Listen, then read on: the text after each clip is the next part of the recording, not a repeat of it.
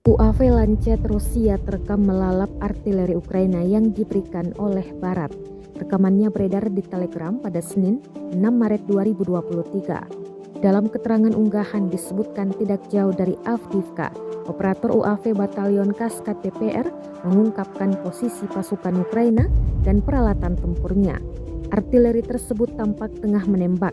Setelah itu UAV Lancet segera dikerahkan dan menghantam artileri tepat sasaran. Militan DPR dan pasukan Rusia bahkan menuduh peralatan tempur yang diberikan Barat digunakan nasionalis Ukraina untuk menembaki pemukiman di Donetsk. Namun klaim tersebut tidak dapat segera diverifikasi.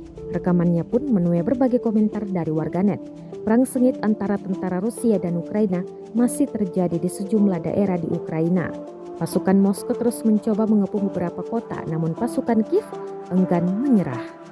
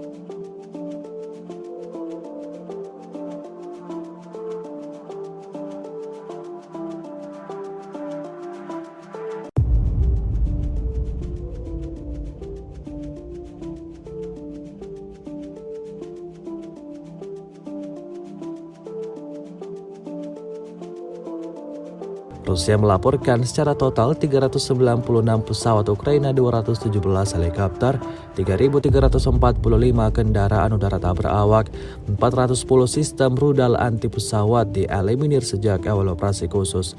Sementara itu dari kubu Kiev, Kementerian Pertahanan Ukraina melaporkan 650 tentara Rusia dieliminir dalam 24 jam terakhir. Total 153.770 prajurit Federasi Rusia meninggal sejak awal konflik hingga hari ke-376.